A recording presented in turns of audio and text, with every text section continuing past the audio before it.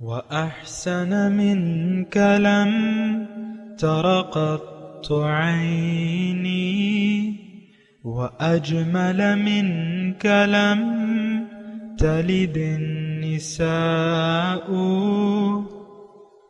خلقت مبرأ من كل عيب خلقت مبرأ من كل عيب كأنك قد خلقت كما تشاء. كتاب أنزلناه إليك مبارك ليدبروا آياته وليتذكر أولو الألباب. یہ کتاب برکت والی ہے جسے ہم نے آپ کی طرف نازل فرمایا ہے تاکہ دانش مند لوگ اس کی آیتوں میں غور و فکر کریں اور نصیحت حاصل کریں. اللہم صلی علی سیدنا محمد وعلی آل سیدنا محمد بعدد کل ذرۃ مئۃ الف الف مرۃ. سامعین و ناظرین کرام، السلام علیکم ورحمۃ اللہ وبرکاتہ. سامعین کرام، سورہ حج درس نمبر 1500 آیت 23-24 حصہ دوم. آج کا موضوع، کیا ہم نے جنت نہ جانے کا عزم کر رکھا ہے؟ اس کے ساتھ آج کے سبق کا آغاز کرتے ہیں. سب سے پہلے گزشتہ سبق کا اعادہ ہوگا. اعوذ باللہ من الشیطان الرجیم. پناہ مانگتا ہوں میں اللہ کی شیطان مردود سے. بسم اللہ الرحمن الرحیم. شروع اللہ کے نام سے جو بڑا مہربان نہایت رحم والا ہے. ان اللہ يدخل الذین آمنوا وعملوا الصالحات جنات تجری من تحتها الانہار يحلون فيها من أساور من ذهب ولؤلؤا ولباسهم فيها حرير. جو لوگ ایمان لائے اور عمل نیک کرتے رہے، خدا ان کو بہشتوں میں داخل کرے گا جن کے تلے نہریں بہ رہی ہیں. وہاں ان کو سونے کے کنگن پہنائے جائیں گے اور موتی، اور وہاں ان کا لباس ریشمی ہوگا. إلى الطيب من القول وهدوا إلى صراط الحميد. اور ان کو پاکیزہ کلام کی ہدایت کی گئی اور خدائے حمید کی راہ بتائی گئی. سامعین کرام، سورہ حج آیت نمبر 23. ان اللہ يدخل الذین آمنوا وعملوا الصالحات جنات تجری من تحتها الانہار. اللہ تعالیٰ داخل کرے گا مومنوں کو جنہوں نے عمل صالح کیے ہوں گے ان باغات میں جس کے نیچے نہریں بہ رہی ہوں گی. یحلون فیہا من اصابع من ذہب ولؤلؤ. ان کو سونے اور موتیوں کے زیورات سے آراستہ کیا جائے گا. ولباسہم فیہا حریر. اور ان کا لباس جو ہے وہ ریشم کا ہوگا. وَهُدُوا إِلَى الطَّيِّبِ مِنَ الْقَوْلِ. اور ان کو راستہ دکھایا گیا اللہ کا جو صاحب صفات ہے، تمام تعریفیں جس کی اس کے لیے ہیں، صراط الحمید. وَهُدُوا إِلَى الطَّيِّبِ مِنَ الْقَوْلِ. اور انہوں نے ان کو ہدایت دی گئی اچھی بات کی طرف، کے راستے کی طرف. وَهُدُوا إِلَى صراط حمید. اور ان کو تعریف والے اللہ کی راستہ بتایا گیا. دیکھیں، ایک بات جو ہے نوٹ کر لیں کہ جیسا کرو گے ویسا بھرو گے. دنیا میں اگر آپ نے نیک روش اپنا لی، دیکھیں میں تھوڑا سا مختصر الفاظ میں آپ سے بات کر رہا ہوں. مومنانہ صفات اگر آپ نے اپنا لی، مومنانہ کردار اپنا لیا، مومنانہ صفات اپنا لی، یہ دو چیزیں ہیں. ایک مومنانہ کردار ہے، مومنانہ صفات ہے، اس کی میں آپ کو وضاحت کرتے رہتا ہوں. اور ایک ناشکری کا رویہ ہے. چلیں دوسرے الفاظ میں کہہ دوں، ایک شکر گزاری کا رویہ ہے اور ایک ناشکری کا رویہ ہے. ہم تمام مسلمان اس وقت ناشکری کا رویہ اپنائے ہوئے ہیں. ہم اللہ کی نعمتوں کا نہ تو احساس کر رہے ہیں نہ ان کو، بلکہ ان کو ضائع کر رہے ہیں. ساری نعمتوں، زندگی کو ضائع کرنے پر ہم تل گئے ہیں. یہ ایک جملہ ہے، اگر آپ نوٹ کر لیں. آج کا مسلمان زندگی ضائع کرنے پر بضد ہے کہ میں نے یہ زندگی ضائع کرنی ہے. یہ تو کوئی عقل والی بات نہیں ہے. اس کے بعد تو کوئی اور زندگی آپ کو ملے گی نہیں. آپ کی مہلت بس زندگی تک ہے. یہ بات نوٹ کر لیں. اگر آپ نے سیدھے راستے کو نہ اپنایا اور زندگی کی گاڑی سیدھے راستے پر نہ ڈالی تو پھر یقیناً آپ غلط راستے پر چلیں گے. سیدھے راستے پر دیکھیں، یہ جملہ ذرا نوٹ کر لیں. اگر آپ نے سیدھے راستے کو نہ اپنایا پھر آپ غلط راستوں پر چلیں گے، اور غلط راستہ جو ہے وہ تو شیطان کا راستہ ہے. ٹیڑھا راستہ، غلط راستہ، وہ خواہشات نفس کا راستہ ہے اور وہ شیطان کا راستہ ہے. دیکھیں آسان ہے بات. نافرمانی کا راستہ شیطان کا راستہ ہے، فرما برداری کا راستہ اللہ کا راستہ ہے. ذالک بما عصوا وکانوا یعتدون.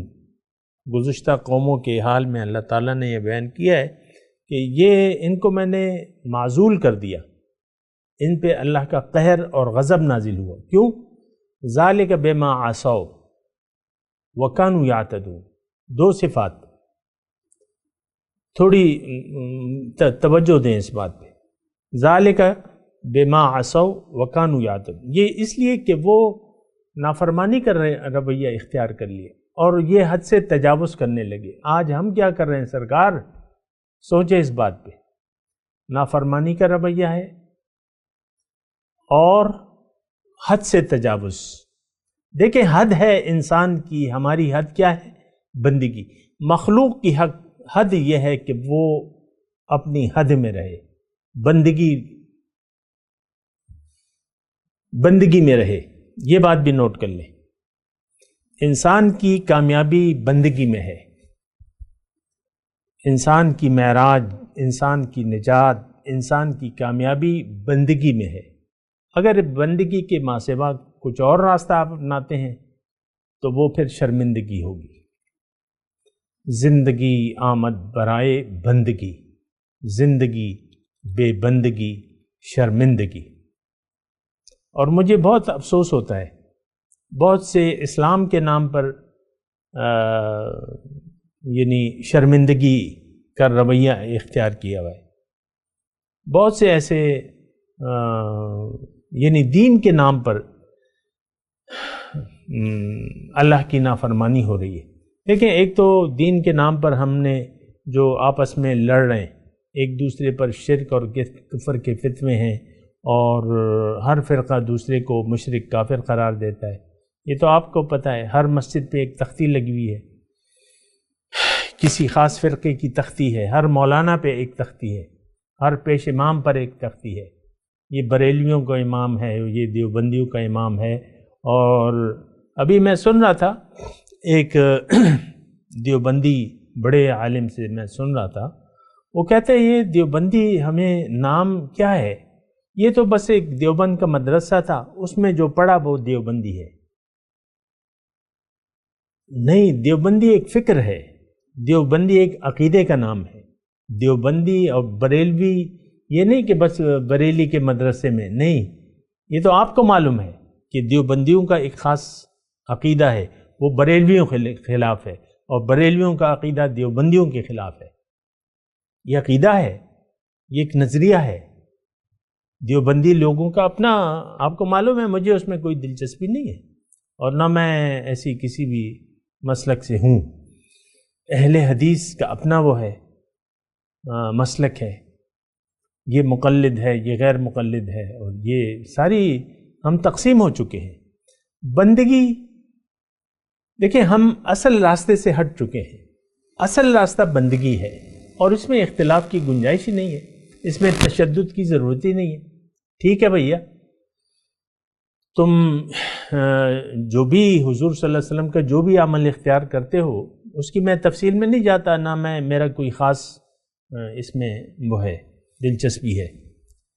اصل مسئلہ تو اطاعت کا ہے، سر جھکانے کا ہے. تم نے دین کے نام پر ایک الگ فرقہ بنا لیا، ایک مکتبہ فکر بنا لیا کہ ہمارا تو یہ مسئلہ کہ ہمارے بزرگوں نے، یہ تو میں نے سنا ہے دیوبندی دوسرے عالم سے کہ بھئی ہمارے بزرگوں نے جو کچھ کہا ہے، کتابیں ہیں لکھی ہیں، ہم تو انہی کے پیروکار ہیں، ان کا ڈیفینڈ کریں گے. آپ بریلوی بھی ایسے کہتے ہیں کہ ہمارے جو بزرگ ہیں ہم تو ان کے ہیں. تو یہ دیکھیں ایک خطرناک بات ہے. اصل چیز کیا ہے؟ اللہ کا حکم اور رسول کی اطاعت، خلاص. اس میں اختلاف کی گنجائش ہی نہیں ہے.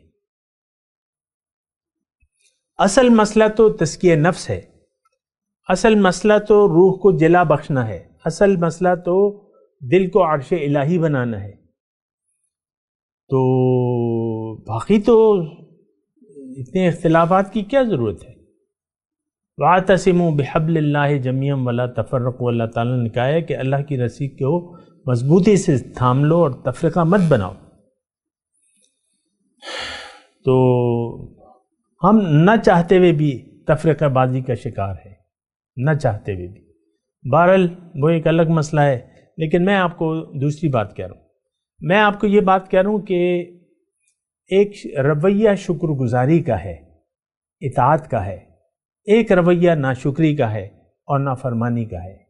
ہم نے نافرمانی کا راستہ اپنا لیا ہے، ہم نے ناشکری کا راستہ اپنا لیا ہے. آج مسلمان سب کے سب ناشکری قوم ہے اور یہ راستہ بھٹک گئی ہے اپنا. اتنی حیرت کی بات ہے، 1.5 ارب. بعض اوقات مجھے وہ ہوتی ہے، حیرت ہوتی ہے کہ کوئی دعویٰ کرتا ہے ہمارے لاکھوں مرید ہیں یا لاکھوں لوگ جو ہے وہ ہدایت پا چکے ہیں اس درگاہ سے اور اس خانقاہ سے. بھئی وہ کہاں ہیں لاکھوں لوگ؟ دنیا میں کفر غالب ہے اور تم وہ لاکھوں لوگوں کو لاؤ تو کوئی جماعت نہیں ہے، کوئی امیر نہیں ہے.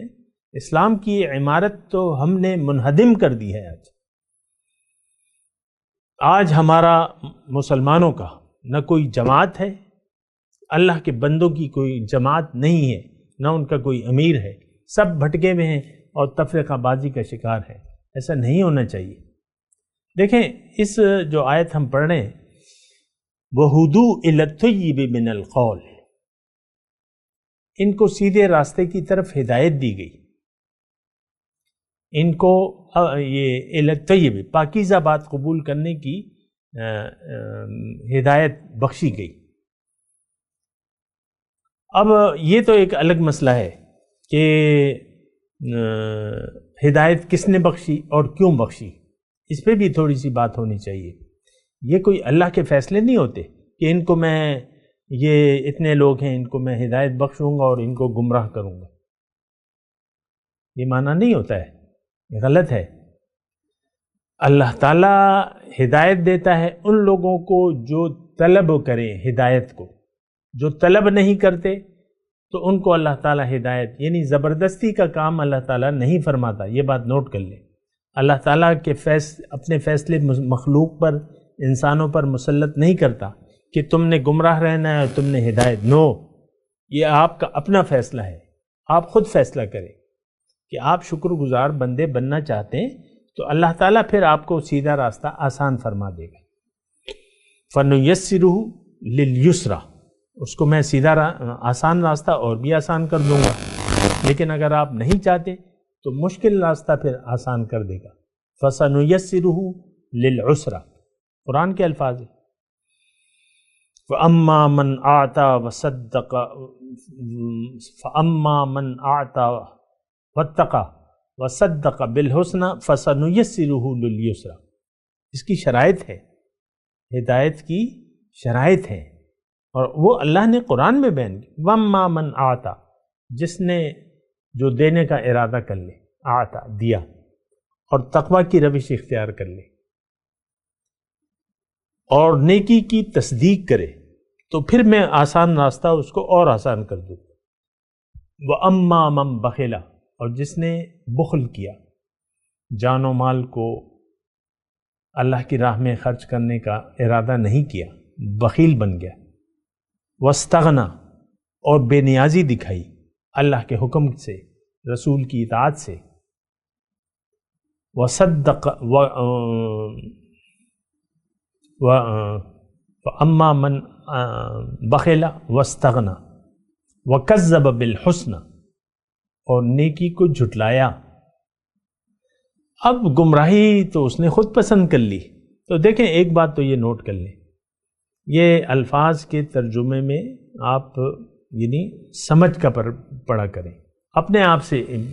اب یہ تو ظاہری الفاظ، دیکھیں قرآن کی وضاحت کے لیے پھر رسول آئے ہیں، لِتُبَيِّنَ لِلنَّاسِ مَا نُزِّلَ إِلَيْهِمْ۔ آپ بغیر استاد کے قرآن پاک نہیں سمجھ سکتے۔ جس طرح دیکھیں کتابیں ہوتی ہیں اس کے لیے استاد کی ضرورت ہوتی ہے۔ ایک بچہ جو ہے بی ایس کر لیا اس نے، اب ایم ایس کے لیے صرف کتابیں کافی ہیں؟ کیا کالج کی ضرورت نہیں ہے؟ کیا ایم ایس کی کلاسیں نہیں لگتی ہیں؟ بی ایس کر لیا، اب ایم ایس کر رہا ہے تو کالج جائے گا وہ۔ کتاب کافی نہیں ہوتی، اللہ کی کتاب جب نازل ہوئی ہے تو پھر اس کی وضاحت کے لیے رسول کو بھجوایا ہے، یہ قرآن میں لکھا ہوا ہے۔ وَكَذَلِكَ أَنزَلْنَا إِلَيْكَ الذِّكْرَ لِتُبَيِّنَ لِلنَّاسِ مَا نُزِّلَ إِلَيْهِمْ، میں نے یہ کتاب نازل کی ہے تاکہ آپ وضاحت کریں لوگوں کے لیے جو ان کے لیے نازل کیا گیا ہے۔ بہرحال وَهُدُوء إِلَى الطَّيِّبِ مِنَ الْقَوْلِ، لیکن تھوڑی سی بات رہتی تھی اس سے پہلے 23 نمبر آیت میں،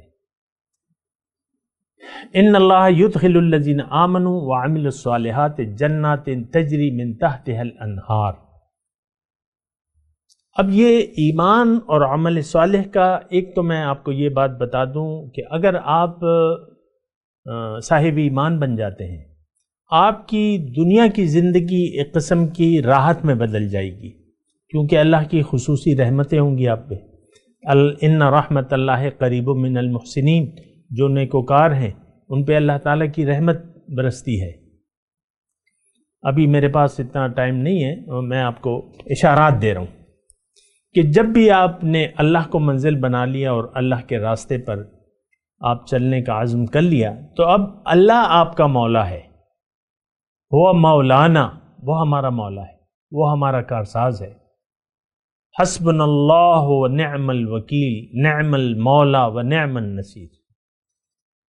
پھر زبان حال سے مومن کہتا ہے حسبنا اللہ، میرے لیے اللہ کافی ہے، نعم الوکیل، نعم المولا و نعم النصیر۔ تو آپ کا مولا، مددگار اور سب کچھ اللہ تعالیٰ پھر بن جاتا ہے۔ تو اب آپ ایک قسم کی فکر سے آزاد ہو جاتے ہیں۔ دل کو غم دو جہاں سے کر دیا آزاد، ہمارے شیخ اللہ تعالیٰ ان کے درجات بلند کرے، یہ فرماتے تھے کبھی کبھی، دل کو غم دو جہاں سے کر دیا آزاد، خدا تیرے جنوں کی عمر دراز کرے۔ تو بہرحال یہ یعنی میں آپ کو کہہ رہا ہوں کہ پہلے دنیا آپ کے لیے راحت بن جائے گی، لا خوف علیہم ولا ہم یحزنون کے زمرے میں آپ داخل ہو جائیں گے۔ عطا اسلاف کا جذبے دروں کر، شریک زمرے لا یحزنون کر، شریک زمرے لا یحزنون کر، تو آپ لا یحزنون کے زمرے میں داخل ہو جائیں گے، آپ فکر سے آزاد ہو جائیں گے۔ فکریں تو ساری اللہ تعالیٰ کے ذمہ ہو گئیں، وَأُفَوِّضُ أَمْرِي إِلَى اللَّهِ۔ تو جنت میں دیکھیں میں آپ کو یہ کہہ رہا ہوں کہ یہ آخرت کی باتیں نہیں ہیں، جنت ادھر ہے، آخرت بھی یہاں ہے۔ یہ تو پھر یعنی منازل ہیں، ایک منزل یہ ہے جنت کی اور پھر دوسری منزل جو ہے وہ مرنے کے بعد ہے۔ تو اللہ تعالیٰ یہ دونوں جو ہے یہ مومن کو یہ دونوں جنتیں عطا فرماتا ہے۔ قیل ادخل الجنہ، سورہ یاسین میں ہے نا، وہ جو تیسرا آدمی آیا ہے وجاء من اقصى المدینة رجل یسعی، تو ان سے پھر جب وہ ثابت قدم رہا اللہ تعالیٰ نے اس سے کہا قیل ادخل الجنہ، قال یا قوم قال یا قوم، وہ پھر کہتا ہے کہ وہ جنت میں، خیر میں اس کی تفصیل نہیں کر رہا، لیکن جنت جو ہے یہاں آغاز ہو جاتا ہے اور جہنم کی یہاں آغاز ہو جاتا ہے، جہنم کا بھی یہاں پر آغاز ہو جاتا ہے۔ انسان سب کچھ ہونے کے باوجود بے سکون رہتا ہے، پریشان رہتا ہے۔ بیگم صاحبہ شوہر سے کہتی ہیں تم نے تو میری زندگی جہنم بنا دی ہے، یا بعض اوقات شوہر کہتا ہے کہ بیگم بس تم نے تو میری زندگی، یہ شوہر اور یہ کی بات نہیں ہوتی، آپ نے خود اپنی زندگی جہنم بنا دی ہے۔ پھر تو آپ اس کو ظاہر حالات پر وہ کرتے ہیں، الزام رکھتے ہیں کہ یہ وجہ سے، بیگم کی وجہ سے، یا بیگم کہتی ہے شوہر نے میری زندگی، یہ اصل میں آپ نے خود اپنی زندگی جہنم بنائی ہوتی ہے۔ یہ میں بہت پتے کی بات کہہ رہا ہوں سامنے کرام۔ انسان اپنے حالات میں، یہ تو اللہ کا وعدہ ہے، بلکہ اللہ کی یاد سے منہ موڑنے کا ایک فطری تقاضا ہے۔ من اعرض عن ذکری فإن له معیشۃ ضنکا، جس نے بھی میری یاد سے منہ موڑ لیا تو میں وہ بدحال ہوگا، اس کی زندگی تنگ گزرے گی، اور قیامت کے دن میں اس کو اندھا اٹھاؤں گا۔ تو یہ صورتحال ہے۔ بہرحال میں جنت کا تذکرہ کر رہا ہوں، اور جنات تجری من تحت الانہار یحلون فیہا من اساور من ذہب، یہاں ہو سکتا ہے آپ کے پاس مال نہ ہو، دولت نہ ہو، یا لوگ آپ کو کچھ ڈیگریڈ کرتے ہوں، وہاں آپ کے ساتھ VIP ٹریٹمنٹ ہوگا۔ سبحان اللہ، یعنی فکر کی بات ہی نہیں ہے، دنیا بھی جنت، آخرت بھی جنت۔ مومن کے لیے تو حضور نے فرمایا نا کہ مومن کی عجیب شان ہے، دونوں حالتیں، غریبی یا امیری، دونوں حالتیں اس کی شکریہ میں گزرتی ہیں۔ تو VIP ٹریٹمنٹ، یحلون فیہا من اساور، ان کو وہاں سونے کے کنگنوں اور موتیوں سے آراستہ تیار کیا جائے گا۔ وہاں تو کپڑے آپ کے نہ میلے ہوں گے، نہ یہ ہوگا، نہ یہ کہ چلو رات آ گئی لباس اتار دو، شاہانہ لباس اتار دو، گھر میں سلیپنگ سوٹ پہن لو، وہاں تو رات نہیں ہے۔ بہت ہی اعلیٰ جگہ ہے، رہنے کی جگہ اور عیش و آرام کی جگہ وہ ہے، آپ تصور بھی نہیں کر سکتے۔ لیکن وہ سب کچھ جو ہے وہ حقیقت ہے، یہ گپ نہیں ہے، یہ مذاق نہیں ہے، یہ حقیقت ہے۔ حضور نے فرمایا جنت میں ایک کوڑے رکھنے کی جگہ آپ کو مل جائے، ایک کوڑا رکھنے کی جگہ، یہ دنیا اور ما فیہا سے بہتر ہے، حضور کا فرمان۔ تو وہ لؤلؤہ، موتی، وَلِبَاسُهُمْ فِيهَا حریر، اور لباس ریشم کے ہوں گے، یعنی اعلیٰ لباس، اور پھر پورا پروٹوکول، یعنی جیسے شاہانہ وہ ہوتا ہے نا، شاہانہ لباس ہوتے ہیں، صرف شلوار قمیص تو نہیں ہوتی۔ یہاں بھی ہم کوئی تقریب میں جاتے ہیں، یا آپ دولہا کو جیسے بناتے ہیں، دولہا کو آپ کیسے بناتے ہیں؟ شیروانی بنتی ہے اور پگڑی بنتی ہے اور جو نخرے ہوتے ہیں آپ کو معلوم ہے، یہ ایسا VIP ٹریٹمنٹ، وہاں دولہا ہوں گے، آخرت میں آپ دولہا ہوں گے۔ تصور تو آپ نہیں کر سکتے، لیکن میں تھوڑا سا اشارہ دے رہا ہوں آپ کو، پھر بھی آپ تصور نہیں کر سکتے، لیکن اتنا VIP ٹریٹمنٹ، اور پھر تو جو مزے ہیں وہ تو یعنی ہم تصور بھی نہیں کر سکتے۔ لہٰذا خلاصہ کلام یہ ہے کہ رہنے کی جگہ دراصل وہ ہے، یہ دنیا جنت کی تیاری کی جدوجہد کی جگہ ہے، آخرت کی ملاقات کی تیاری جو ہے وہ آپ نے دنیا میں کرنی ہے، اور یہاں پر محنت، جدوجہد، کوشش، وجاہدوا فی اللہ حق جہاد۔ تو لباسہم فیہا حریر، ریشم کے لباس۔ اب یہاں پہ تو ریشم ریشمی لباس حرام ہے لیکن وہاں پہ آپ کو پہنایا جائے گا یا اس سے بھی اچھا لباس ہوگا. بہرحال وَهُدُوا إِلَى الطَّيِّبِ مِنَ الْقَوْلِ، ان کو پاکیزہ بات قبول کرنے کی ہدایت بخشی گئی. یہ حالت کیوں ہوئی اس کی؟ یہ آیت نمبر 24 میں مضمون یہ ہے، اللہ تعالیٰ فرما رہے یہ کیوں ایسا ہوا؟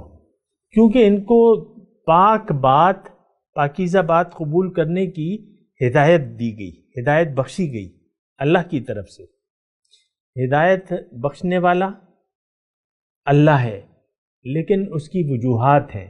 جب آپ طلب کریں گے، محنت کریں گے، جد و جہد کریں گے تو من طلب فقد وجد، جس نے طلب کیا اس نے پایا. اگر آپ طلب نہیں کریں گے تو پھر آپ کو نہیں ملے گا. یہ تو سارا معاملہ جو ہے جیسے کو تیسا ہے. آپ طلب کریں گے، مثال کے طور پہ آپ ایک شاپنگ مال کھلا ہے، بہت اچھا، بہت سستا سودا ہے، بہت اعلیٰ سودا ہے، آپ کے شہر میں کھلا ہے. آپ کو گروسری کی ضرورت ہی نہیں ہے یا ہے لیکن آپ جانا نہیں چاہتے، سودا سستا ہے آپ لینا ہی نہیں چاہتے. اب جنت کی قیمت تو مطلب یہ ہے کہ یہ جنت جیسی جگہ ہے تو اس کی تو کوئی قیمت یہاں آپ ادا کر بھی نہیں سکتے. جنت تو آپ کو اللہ تعالیٰ اپنے فضل سے دے گا. باقی اس کے لیے شرط یہ ہے کہ ایمان اور عمل صالح، اور وہ بھی بڑی آسان بات ہے. اس میں آپ کا کیا بگڑتا ہے؟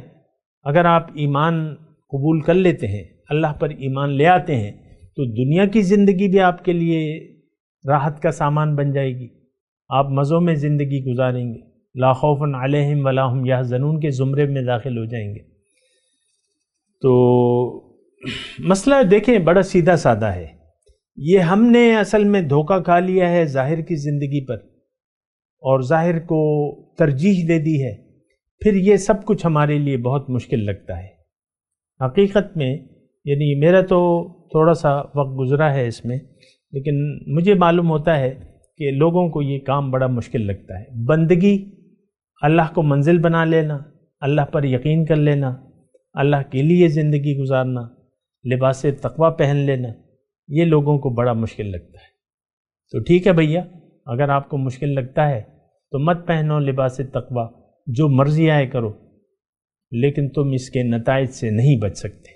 میں تلاوت کرتا ہوں، میرے ساتھ دہرائیے. اعوذ باللہ من الشیطان الرجیم، بسم اللہ الرحمن الرحیم. ان اللہ يدخل الذین آمنوا وعملوا الصالحات جنات تجری من تحتها الانہار یحلون فیہا من اساور من ذہب ولؤلؤا وَلِبَاسُهُمْ فِيهَا حَرِيرٌ وَهُدُوا إِلَى الطَّيِّبِ مِنَ الْقَوْلِ وَهُدُوا إِلَى صِرَاطِ الْحَمِيدِ. اب ان آیت کی تلاوت اور ترجمہ سنتے ہیں. اعوذ باللہ من الشیطان الرجیم. پناہ مانگتا ہوں میں اللہ کی شیطان مردود سے. بسم اللہ الرحمن الرحیم. شروع اللہ کے نام سے جو بڑا مہربان نہایت رحم والا ہے. ان اللہ يدخل الذین آمنوا وعملوا الصالحات جنات تجری من تحتها الانہار يحلون فيها من أساور من ذهب ولؤلؤا ولباسهم فيها حرير.